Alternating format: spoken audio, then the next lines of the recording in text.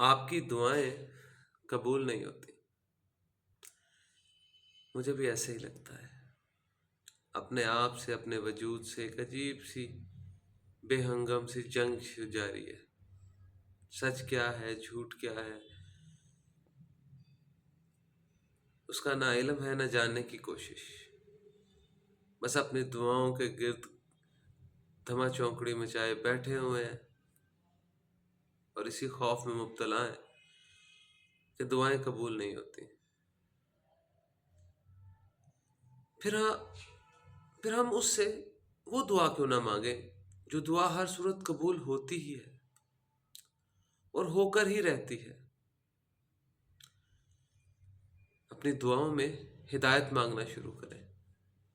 ہدایت ایسی چیز ہے کہ جس کے لیے مانگی گئی دعا رد ہو ہی نہیں سکتی۔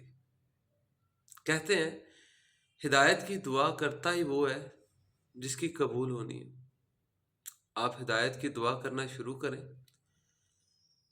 کچھ وقت بعد آپ محسوس کریں گے کہ یہ جو آپ کو لگتا ہے کہ آپ کی دعائیں قبول نہیں ہو رہی، وہ کتنا غلط لگتا ہے۔ آپ کو حکمت کا معاملہ سمجھ میں آنے لگے گا۔ آپ اپنی دوسری دعاؤں میں مستقل مزاج ہو جائیں گے، دل میں وسوسے نہیں آئیں گے، آپ کو دعا مانگنے کا سلیقہ بھی آئے گا، آپ کے دل کو ٹھہراؤ نصیب ہوگا، آپ تسلی پا جائیں گے۔ یہ وہم کہ میری دعائیں قبول نہیں ہوتی مٹنے لگے گا۔ اس کی جگہ یقین، یعنی الیقین پیدا ہوگا۔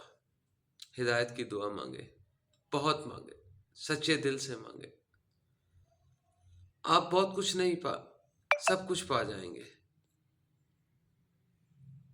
کہ اللہ کا وعدہ ہے جس نے ہدایت پا لی اس نے سب کچھ پا لیا۔ انشاءاللہ اللہ آپ کو بھی سب کچھ عطا فرمائے گا، اور مجھے بھی۔ اپنی دعاؤں میں یاد رکھیں اور میرے لیے بھی ہدایت کی دعا کرتے رہیں۔ جزاک اللہ خیر۔